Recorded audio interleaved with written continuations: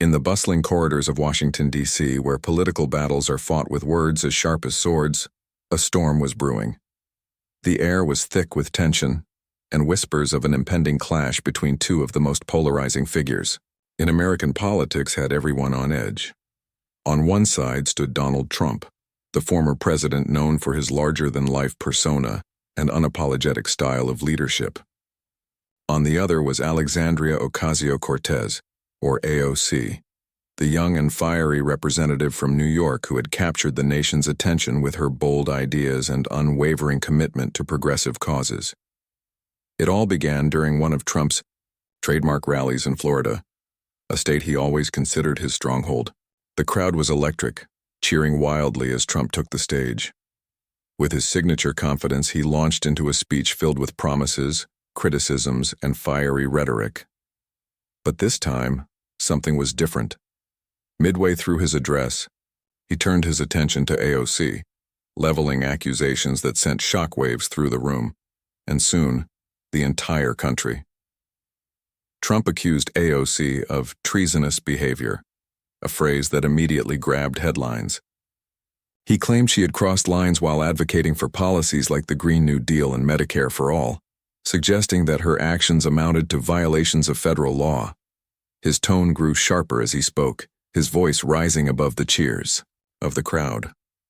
"We cannot allow people to undermine our great nation," he declared, pointing a finger as if AOC were standing right there. Then came the bombshell.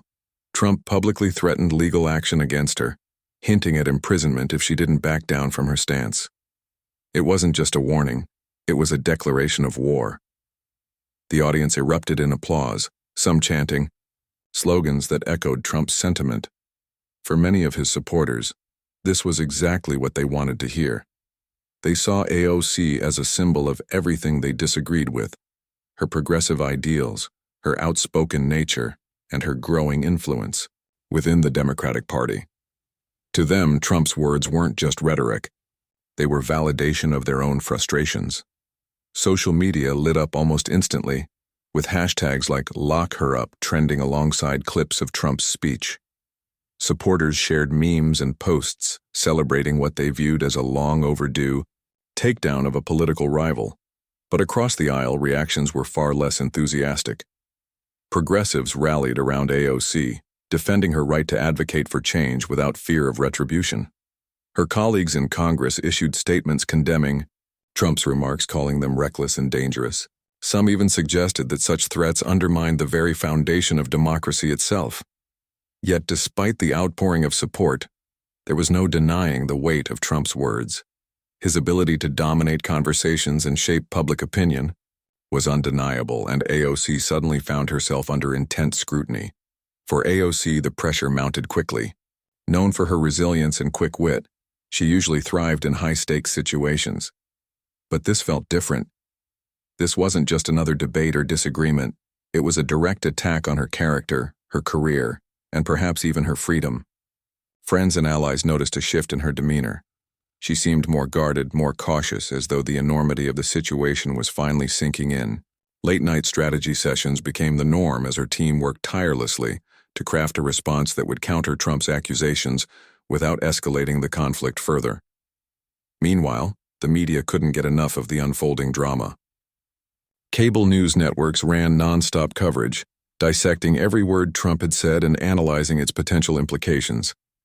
Pundits debated whether his threats carried any real legal weight, or if they were simply part of his playbook to keep opponents off balance. Regardless of the answer, one thing was clear: Trump had succeeded in capturing the nation's attention. Once again, every move he made was amplified, every statement scrutinized, and every accusation repeated endlessly. As days passed, the story only grew bigger. Leaks emerged about internal discussions within AOC's camp, revealing divisions over how best to respond. Some advised restraint, urging her to stay focused on policy rather than engage in a war of words with Trump. Others pushed for a more aggressive approach, arguing that silence would only embolden him further. Caught in the middle, AOC faced a dilemma. Should she take the high ground and risk appearing weak, or should she fight fire with fire and risk playing into Trump's hands? Amidst all the chaos, ordinary Americans weighed in with their opinions.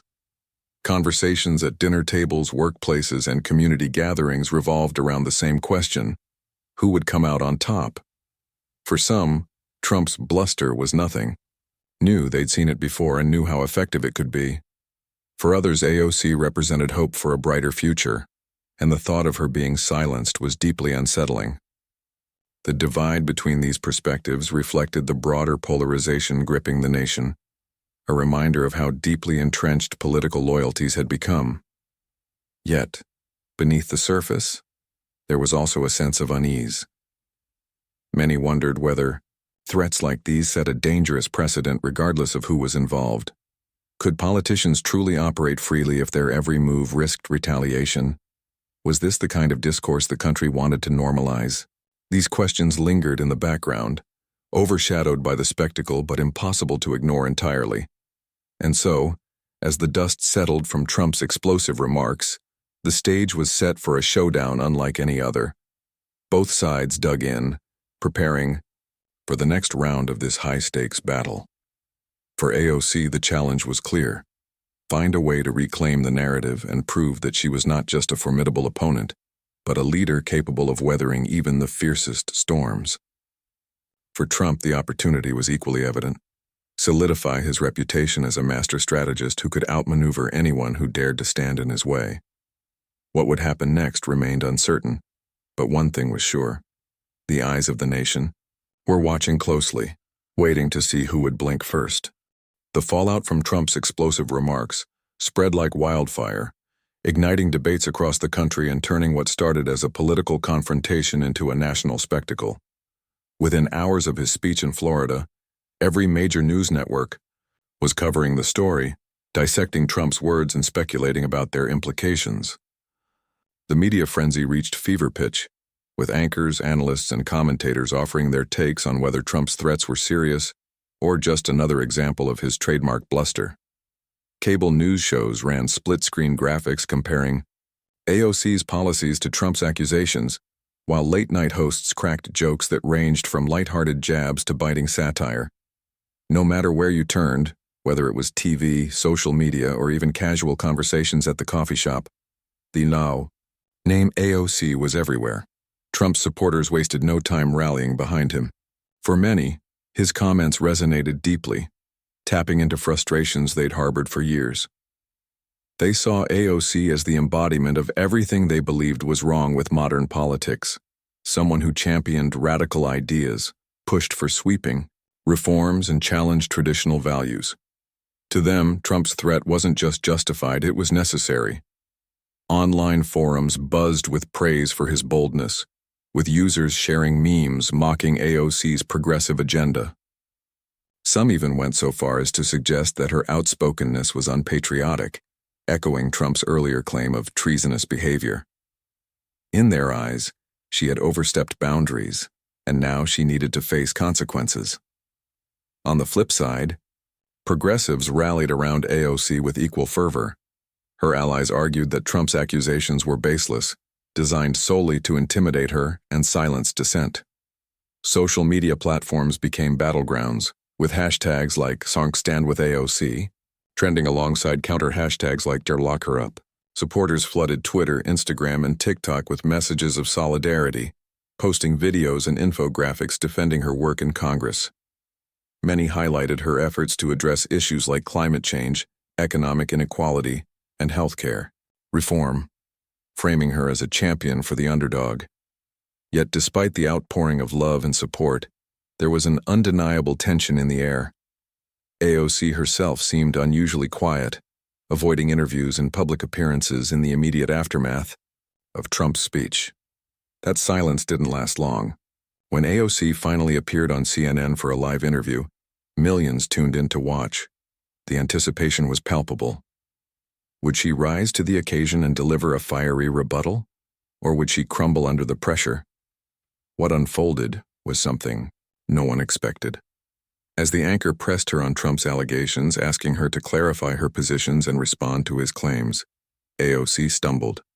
Her usually eloquent responses faltered, and her voice wavered as she tried to articulate her defense. At one point she paused mid-sentence, visibly flustered, searching for the right words. Critics seized on these moments immediately, replaying clips of her hesitation ad nauseum. Headlines screamed about her crumbling under pressure, and conservative pundits gleefully mocked her performance, accusing her of being unprepared and out of her depth. The reaction was swift and brutal. Online trolls piled on, flooding her social media accounts with insults and ridicule. Even some moderate Democrats expressed concern privately, questioning whether AOC could handle the intense scrutiny that came with being a national figure. Meanwhile, Trump's camp doubled, down amplifying the narrative that she was weak and ineffective. His team released edited clips of the CNN interview, splicing together moments where she appeared unsure to create a montage that portrayed her as incapable of standing up to criticism. The video went viral, racking up millions of views and further fueling the perception that AOC was struggling to keep her footing. But it wasn't just Trump's supporters who weighed in. Journalists and political analysts began scrutinizing AOC's response, or lack thereof, with a mix of curiosity and concern. Some argued that her stumble was understandable given the magnitude of the attack. After all, few politicians could remain unshaken when facing such direct and personal accusations from someone as influential as Trump. Others, however, pointed out that leadership required composure, especially in moments of crisis. If AOC wanted to be taken seriously as a national leader, they argued, she needed to demonstrate resilience and poise, even when the odds were stacked against her. As the days passed, the narrative shifted subtly but significantly.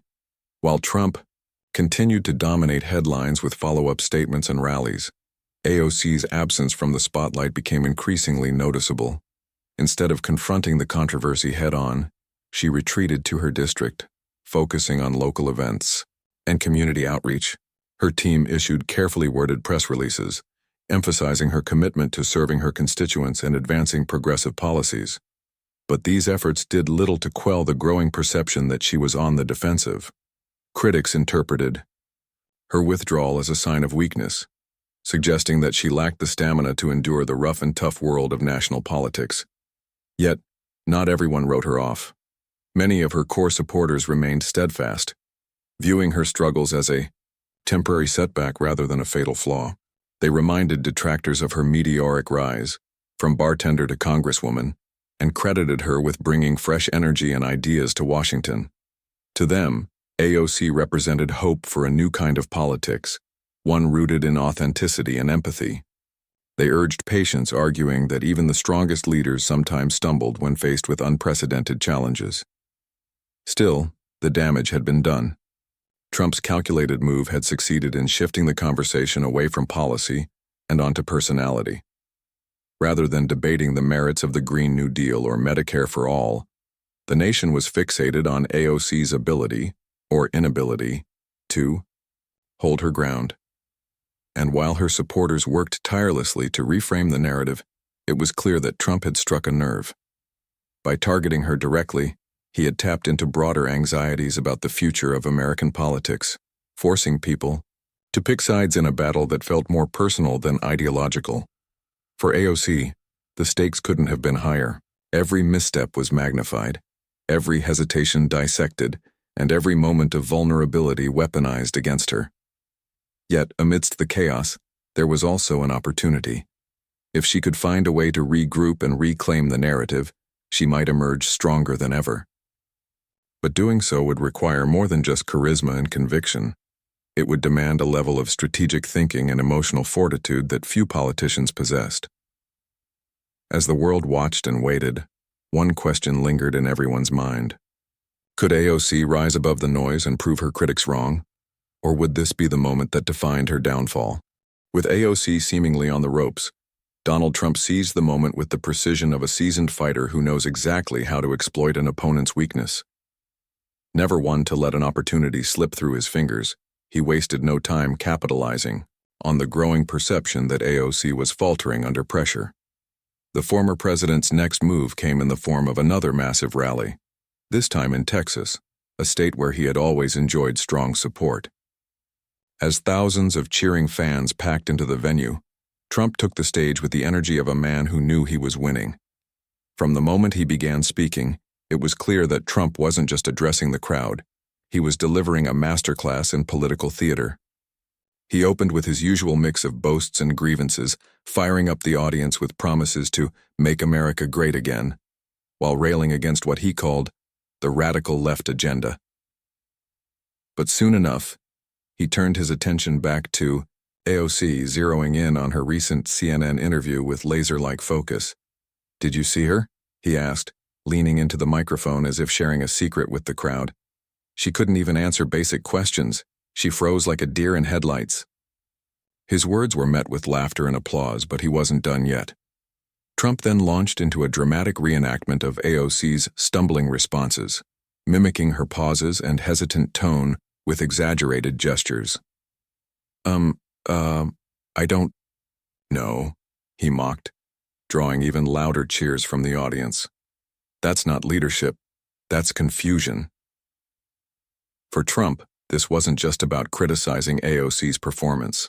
It was about painting her as unfit for the responsibilities of public office. He framed her struggles as evidence of incompetence, contrasting them with his own image as a decisive, unshakable leader. "When you're weak, people see it," he declared, pointing directly at the camera as though challenging AOC to respond. "And when you're strong, they respect you." The rally quickly became a spectacle, with chants of "lock her up" echoing throughout the venue, a phrase that had once been associated with Hillary Clinton now repurposed for a new target. Trump reveled in the moment, feeding off the energy of the crowd as they chanted louder and louder. To his supporters, this wasn't just entertainment, it was validation. They saw AOC as a symbol of everything they opposed, and Trump's attacks resonated deeply with their frustrations. Social media erupted once again, with clips of the rally spreading like wildfire. Supporters shared videos of Trump mocking AOC, alongside triumphant posts celebrating his dominance in the ongoing feud. Behind the scenes, Trump's campaign team worked tirelessly to amplify the narrative. They edited footage of the rally, splicing together moments where the crowd roared with approval and overlaying text that reinforced key messages: weakness exposed, leadership matters, and Trump delivers. These polished clips were distributed across multiple platforms, ensuring maximum reach. Meanwhile, surrogates appeared on cable news shows, echoing Trump's talking points and doubling down on criticisms of AOC. One commentator went so far as to call her a liability to her party, suggesting that her inability to handle pressure made her unfit to represent progressive values on a national stage. As the days passed, the impact of Trump's strategy became undeniable. Polls showed a noticeable uptick in his favorability. Ratings among undecided voters, many of whom admired his assertiveness and willingness to take on opponents head-on. Even some moderate Democrats expressed concern privately, questioning whether AOC's struggles might damage the party's broader messaging ahead of upcoming elections. For Trump, this was more than just a personal victory. It was a demonstration of his enduring influence over the national conversation. By keeping AOC in the spotlight, he ensured that she remained the focal point of discussions about the left's future, overshadowing other potential challengers within her own party. Yet, despite the apparent success of his tactics, there were whispers of unease among political observers. Some questioned whether Trump's relentless attacks risked alienating voters, who viewed such behavior as unnecessarily harsh or divisive. Others pointed out that focusing so heavily on AOC might inadvertently elevate her profile, making her a martyr for progressives rather than diminishing her standing. Still, these concerns did little to slow Trump's momentum. If anything, they seemed to embolden him further, reinforcing his belief that dominating the narrative was the key to maintaining power.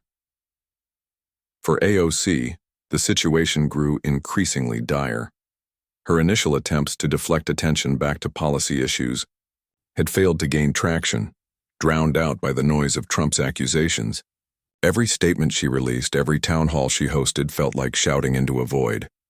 Critics pounced on any perceived misstep, amplifying minor errors and framing them as evidence of deeper flaws. Even allies within her own party began to distance themselves, wary of being associated with someone seen as vulnerable to attack. It was a classic case of political isolation, and AOC found herself caught in the eye of the storm. But perhaps the most striking aspect of Trump's approach was its simplicity. He didn't need complex arguments or detailed policy critiques to undermine AOC. He only needed to cast doubt. By repeatedly questioning her competence and resolve, he planted seeds of uncertainty in the minds of voters. And in politics, perception often matters more than reality. Whether or not his claims held water was almost beside the point. What mattered was that they stuck. AOC's hesitation during the CNN interview became a defining moment, replayed endlessly, and used as proof that she lacked the strength to lead. As the battle raged on, it became clear that Trump's strategy was working precisely because it played to his strengths. He thrived in chaos, excelling at turning controversies into opportunities to reinforce his brand. For him, this wasn't just about targeting AOC. It was about reminding the world why he had risen to prominence in the first place. He understood better than anyone that modern politics was as much about personality as it was about policy, and he leveraged that insight to devastating effect. In the end, Trump's domination of the narrative served as a stark reminder of the challenges facing anyone who dared to oppose him. His ability to shape public opinion, command attention, and control the flow of information was unparalleled, leaving even seasoned politicians struggling to keep up. For AOC, the road ahead promised to be difficult, fraught with obstacles and tests of endurance. But as history has shown time and again, resilience often emerges from adversity, and sometimes the fiercest battles produce the strongest leaders. Whether AOC could rise to meet the challenge remained to be seen, but one thing was certain. Trump had set the stage for a showdown that would define both of their legacies. Realizing that the narrative was slipping further and further out of her control, Alexandria Ocasio-Cortez knew she had to act, and fast. The relentless attacks from Donald Trump and his supporters had left her cornered, but AOC wasn't someone who gave up easily. She decided it was time to fight back, not with fiery rhetoric or personal insults, but by doing what she did best, connecting with people. Her team devised a bold plan to take the conversation directly to the communities she represented, organizing a series of town halls across key districts. These events would focus on the issues closest to her heart: economic inequality, climate change, healthcare reform, and social justice, hoping to remind voters why they supported her in the first place. The first town hall took place in Queens, New York, a district she knew like the back of her hand. Hundreds of people showed up, eager to hear what their congresswoman had to say. As AOC stepped onto the stage, there was a palpable sense of anticipation in the air. Would this be the moment she turned things around? Or would the weight of Trump's accusations continue to hang over her? For the first few minutes, everything seemed to go smoothly. AOC spoke passionately about the Green New Deal, explaining how transitioning to renewable energy could create millions of jobs while combating climate change. Her voice carried conviction, and the audience responded warmly, applauding her vision for a better future. But then, the inevitable happened. A man in the back of the room stood up, shouting accusations that echoed Trump's earlier claims. "How can we trust you when you can't even stand up to him?" he yelled, pointing toward a poster of Trump that someone had brought into the venue. Others joined in, some heckling her with chants of "weak leader" and "what about the laws?" The disruption threw AOC off balance momentarily, and for a brief second the same hesitation that had plagued her during the CNN interview returned.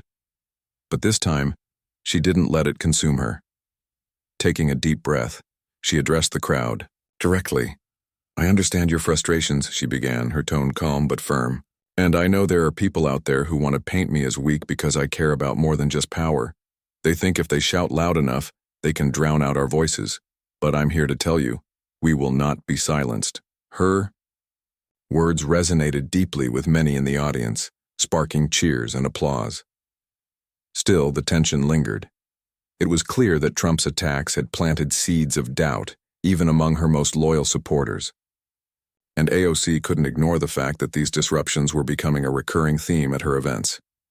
At another town hall in the Midwest, a similar scene unfolded. This time, a group of protesters interrupted her speech, holding signs that read accountability matters and accusing her of prioritizing ideology over practical solutions. One protester even shouted, "You talk a big game, but where are the results?" The comment stung, hitting at one of AOC's most vulnerable points: the perception that her ambitious policies were unrealistic and impractical.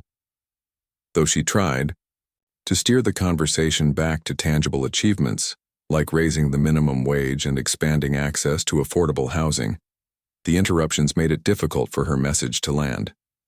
Critics seized on these moments, posting videos online that portrayed her as unable to handle dissent. Despite these challenges, AOC refused to back down. During a particularly emotional event in California, she addressed the mounting pressure head-on. Standing before a diverse crowd of constituents, she opened up about the toll the past few weeks had taken on her. "This job is hard," she admitted, her voice trembling slightly. "It's exhausting trying to push for change when so many forces are working against you, but I believe in this work too much to walk away now." She paused, wiping away tears, and continued, "If my vulnerability makes me weak in some people's eyes, then so be it. At least I'm fighting for something real, for all of you." Her honesty struck a chord with many attendees, who rushed to console her after the event ended. Some shared stories of their own struggles, thanking her for being brave enough to show her humanity. Social media lit up with posts praising her authenticity, with hashtags like humanizing politics trending alongside clips of her heartfelt speech. For a brief moment, it felt like AOC had regained some ground. Yet critics weren't swayed. They dismissed her emotional display as a calculated move to garner sympathy, accusing her of using tears to distract from her perceived shortcomings. Conservative commentators mocked her, calling her too fragile for politics and suggesting that strong leaders didn't cry in public. Trump, ever the opportunist, wasted no time capitalizing on the backlash. In a tweet posted shortly after, footage of AOC's tearful speech went viral. He wrote, "Strong leaders don't cry, they fight. If you can't handle the heat, maybe you shouldn't be in the kitchen." The comment reignited the debate, drawing both praise and condemnation. Supporters applauded Trump's tough love approach, agreeing that leadership required resilience above all else. Detractors, however, argued that his remarks perpetuated harmful stereotypes about strength and emotion, sidelining important discussions about mental health and authenticity in politics. As the days passed, AOC found herself walking a tightrope. On one side, she faced mounting pressure to prove her toughness and silence her critics. On the other, she risked alienating her core supporters if she abandoned the empathetic, relatable persona that had won them over in the first place. Her team scrambled to strike a balance, advising her to lean into her strengths without appearing defensive. They encouraged her to double down on policy-focused messaging, releasing detailed plans for addressing income inequality and environmental sustainability. But every attempt to shift the conversation back to substance was met with resistance.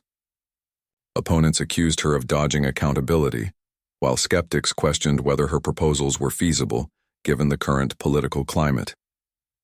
Behind the scenes, cracks began to show within AOC's camp. Long hours and mounting stress took their toll, leading to disagreements over strategy. Some advisors pushed for a more aggressive counterattack, urging her to call out Trump's hypocrisy and highlight his own controversies. Others cautioned against stooping to his level, arguing that such tactics would only reinforce negative perceptions of her. Caught in the middle, AOC struggled to find clarity. She knew she couldn't afford another misstep, but she also understood that playing it safe wouldn't cut through the noise. Meanwhile, Trump continued to dominate the headlines, leveraging every opportunity to keep AOC in the spotlight. He held yet another rally, this time in Arizona, where he mocked her attempts to reconnect with voters. "She cries, she stumbles, she talks about feelings," he sneered, eliciting laughter from the crowd. "And meanwhile, we're getting things done." His comments underscored a broader critique, that AOC's focus on ideals came at the expense of practical governance. While progressives dismissed this as a distortion of her record, the narrative stuck. shaping public perception in ways that were hard to undo. By the end of this phase, it was clear that AOC's counterattack had yielded mixed results. While she managed to rekindle support among her base, the damage inflicted by Trump's relentless campaign was undeniable. Polls showed a decline in her favorability ratings among swing voters, many of whom viewed her as ill-equipped to handle the pressures of national politics. Even some allies within her own party began expressing concerns privately, wondering whether her struggles might undermine broader progressive goals. For AOC, the challenge ahead was daunting. How could she reclaim the momentum she once had while navigating an increasingly hostile landscape? Yet amidst the chaos, there were glimmers of hope. AOC's willingness to embrace vulnerability had resonated with countless individuals who saw themselves in her struggle. They admired her courage in standing up for what she believed in, even when the odds were stacked against her. To them, she wasn't just a politician, she was a symbol of resilience and determination. Whether that would be enough to turn the tide remained to be seen, but one thing was certain: AOC's journey was far from over. As the dust began to settle from the whirlwind of accusations, counterattacks, and public spectacles, the fallout from the clash between Donald Trump and Alexandria Ocasio-Cortez became increasingly clear. The battle had left its mark on both figures, reshaping their trajectories in ways neither could have fully anticipated. For AOC, the damage was undeniable. Despite her efforts to reconnect with voters and refocus attention on policy, the narrative crafted by Trump's relentless campaign had taken root. Polls showed a noticeable decline in her favorability ratings among swing voters, many of whom now viewed her as inexperienced and ill-equipped to handle the pressures of national politics.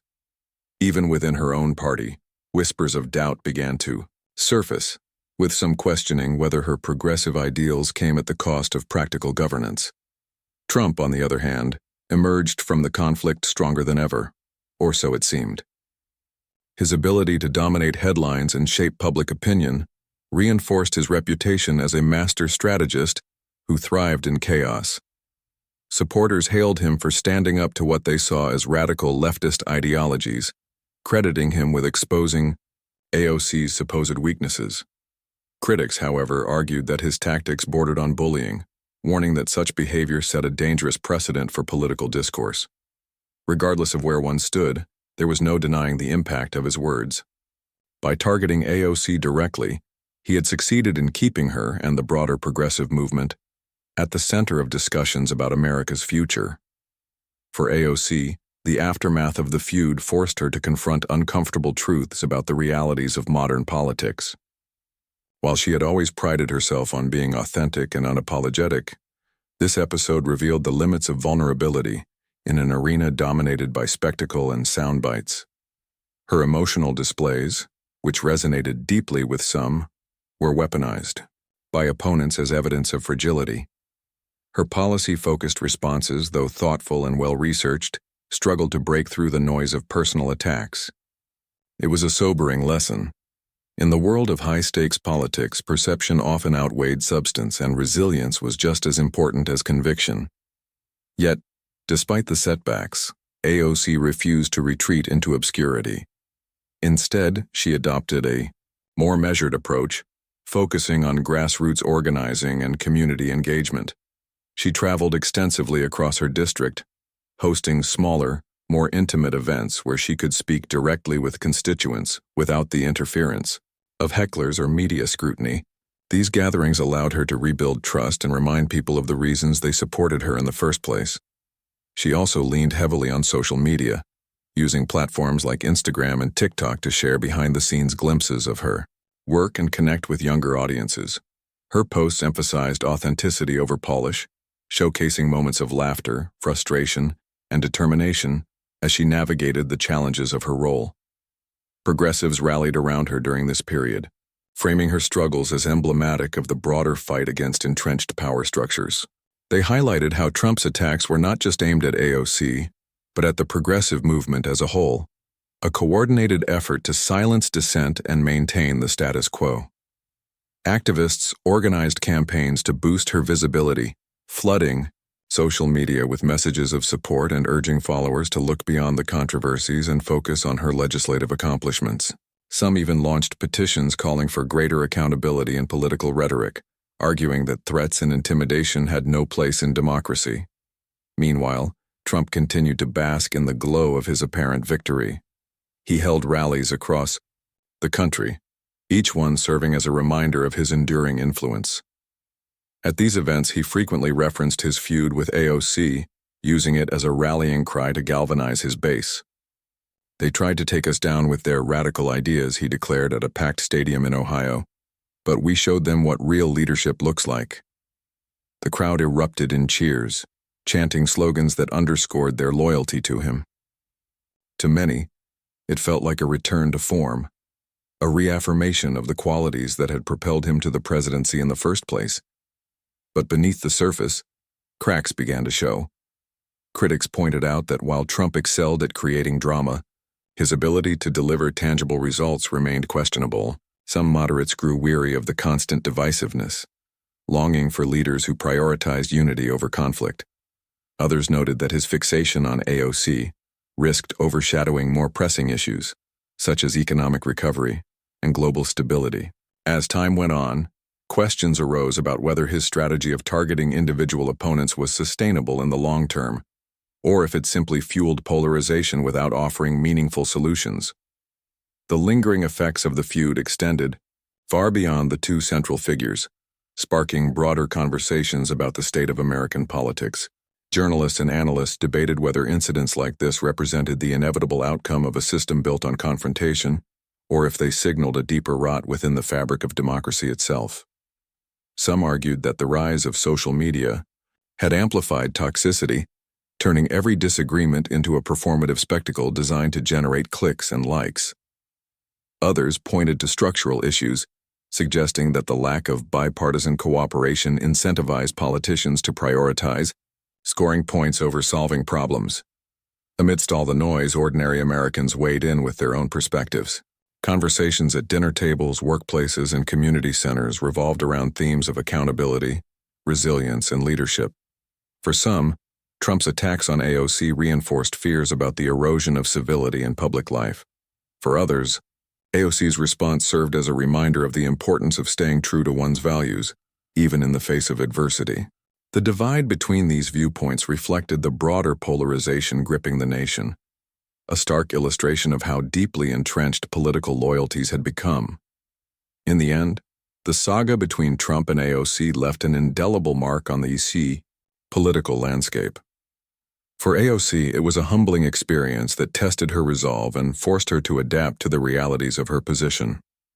While she remained a polarizing figure, her willingness to persevere inspired countless individuals who saw her as a symbol of hope and determination. For Trump, it was yet another chapter in his storied career, further cementing his legacy as a disruptor who thrived on controversy.